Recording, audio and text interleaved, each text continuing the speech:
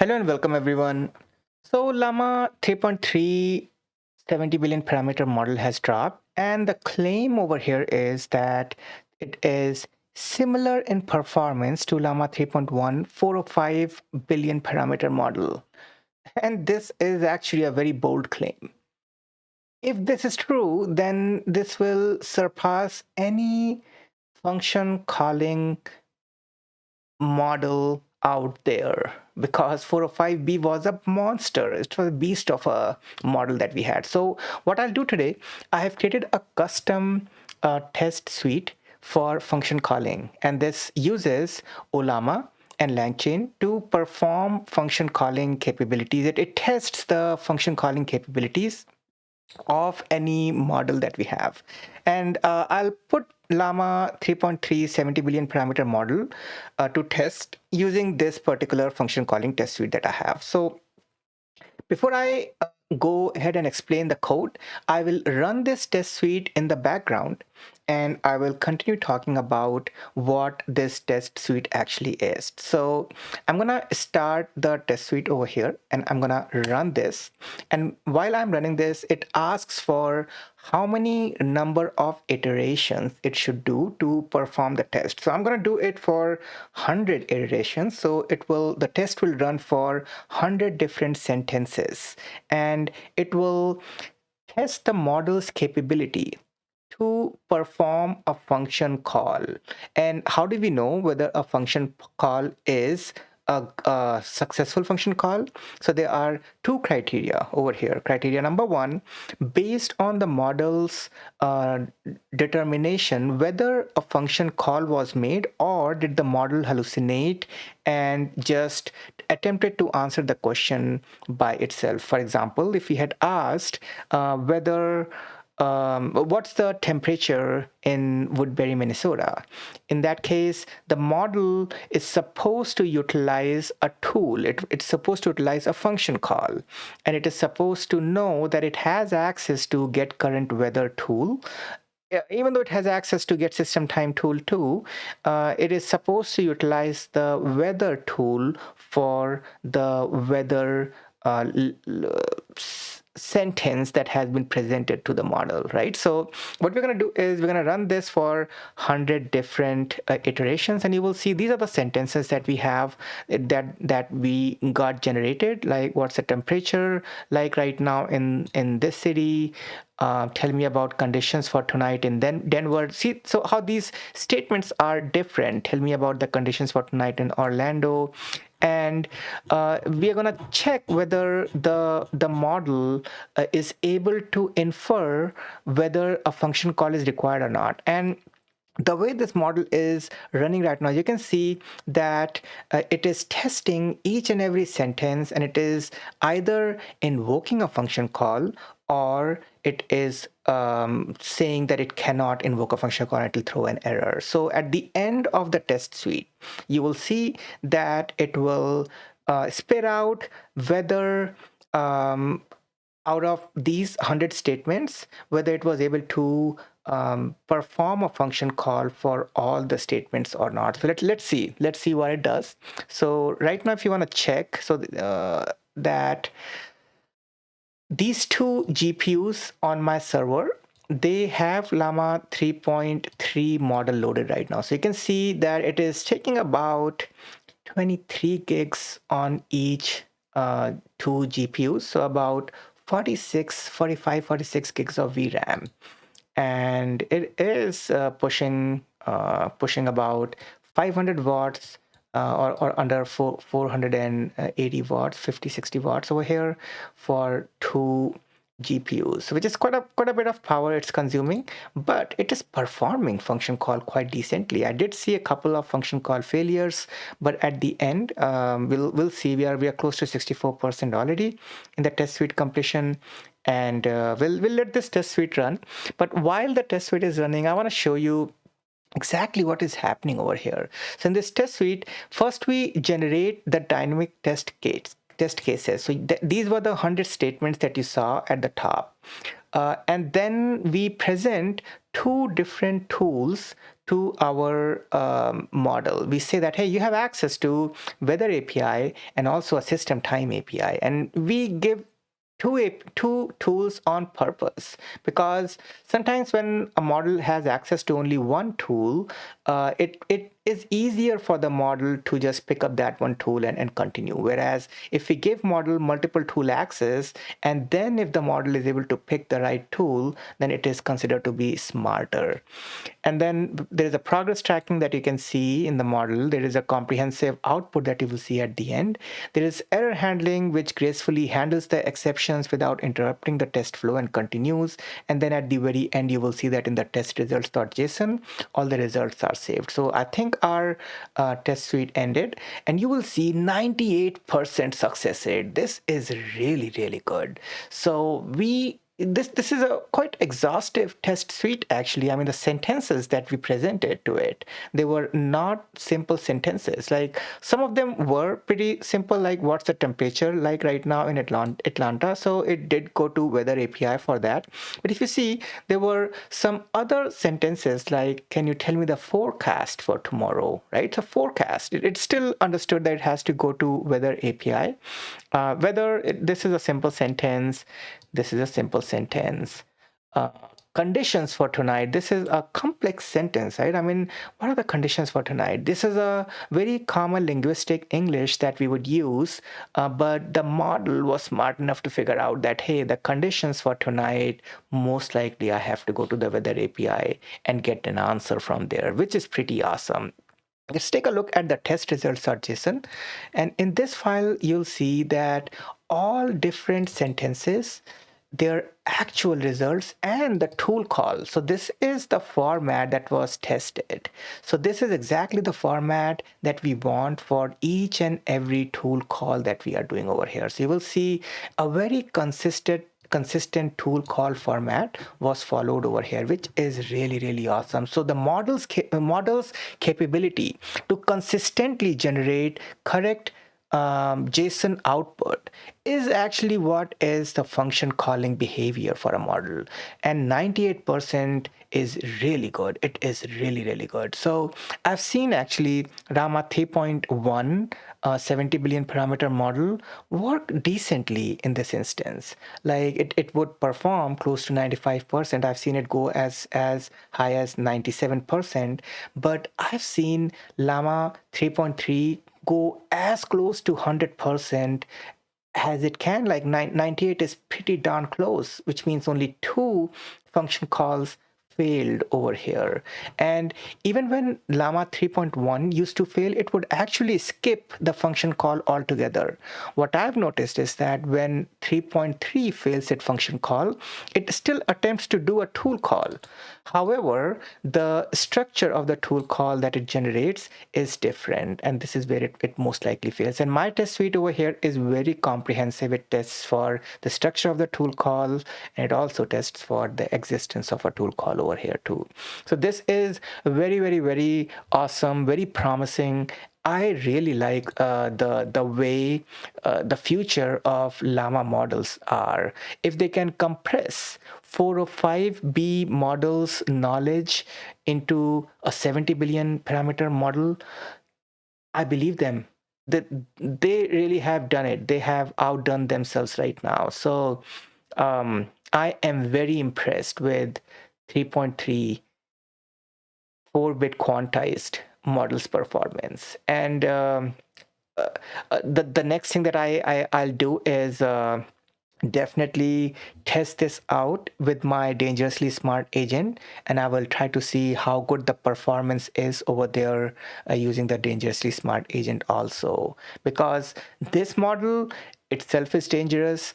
I think handing it over um, to the dangerously smart agents architecture or the pre-processing prompt will make it really, really, really dangerous over there.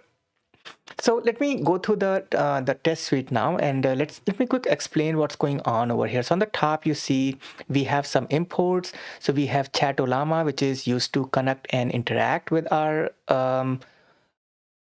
Llama 3.3 model essentially. Then we have this AI message that represents the messages exchanged or getting back from the model and then converting it into this particular format, so we can extract certain tool calls from there. Um, then we have our prompt template, which defines the format and structure of the AI prompt that we are going to have. We have term, color, and TQDM. So this is for enhanced terminal output with colors, and TQDM is used for our progress bars that you are seeing, these pretty progress bars. And then we have random and JSON that is used for generating the test cases, and also for saving the test results in this JSON file. So if you go down, you will also see that there are these two tools that are associated in this script. So from tools, import get current weather and get system time. So let's go to the tools.py, and there are these two tools. So in a tool, in LangChain core tools, I've imported tool over here, which is why I can do this decorator of @tool.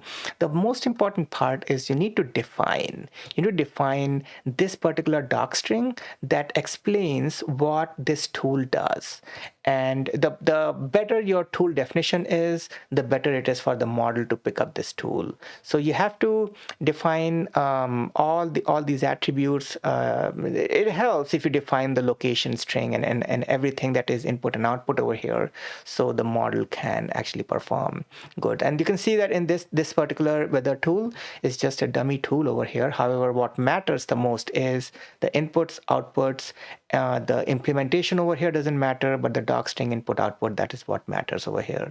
Similar to that, you will see there is a get system time tool, and of course follows the same format. There is a default parameter attribute over here. You will see there is your doc string for input outputs, and it describes certain attributes over here too. All right. So in the tools, after you have imported tools, you have defined your model and initialized your model. You have to provide the base URL for your model. So if you have hosted it on your local machine, then you can just switch it to localhost :11434, which is where most likely your Llama is. In my case, I have hosted it on my basement machine. So you can see in my basement, I have these 4 GPUs. And if you want to see Docker, docker ps, so you can see that there is this Llama server 11435. Where is it? 11434, 11435. So this is the server. This is actually the server 11435 that is running, and it is running on these 2 GPUs essentially, which is what I'm utilizing right now. So Llama 3.3 in JSON mode. And then what we are doing is we are binding the tools to the model over here. So model with tools is essentially it allows the model to invoke the tools like get current weather or get system time.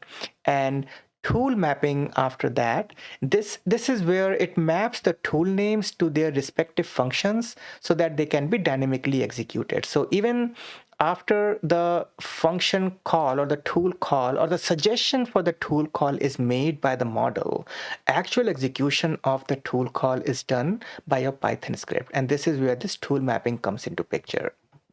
All right, now we are going to define the prompt template over here, which is we are using this Llama's prompt template. So in this prompt template, you will see that this defines the structure of the interactions with the model. So there is a system instruction, right? So this is the AI's role and behavior.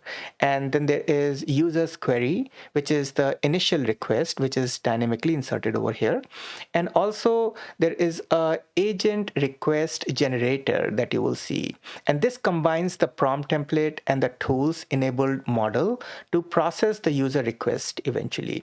And now what we do is we are just defining the test suite size. So when we run this code, we ask the user how many number of iterations you want to do to check the model's capabilities, right? So we had chosen 100 over here. So the test suite ran for 100 iterations. Now, after that, we are defining the test scenarios over here. So I've provided some city and state combinations. So this contains a list of, like popular city and states and these combinations for testing the weather related queries that we have. And then we also have these specific requests. And these are the like variety of query templates involving some kind of weather information.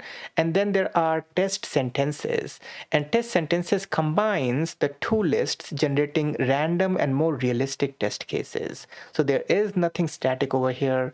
The 100 statements get generated using these specific requests, these city and states, and that's where the randomness is inserted. Now, to display these test cases, these generated test cases, we are using a nice colored so we are using term color over here, right? And so nicely colored outputs we are using. And then we are actually executing the test suite over here. So this test suite execution includes the function call count, which tracks how many tool calls are made by the AI. And this is very important, and we have results that stores the test outputs for some later analysis at the very end. So that's where we have this results.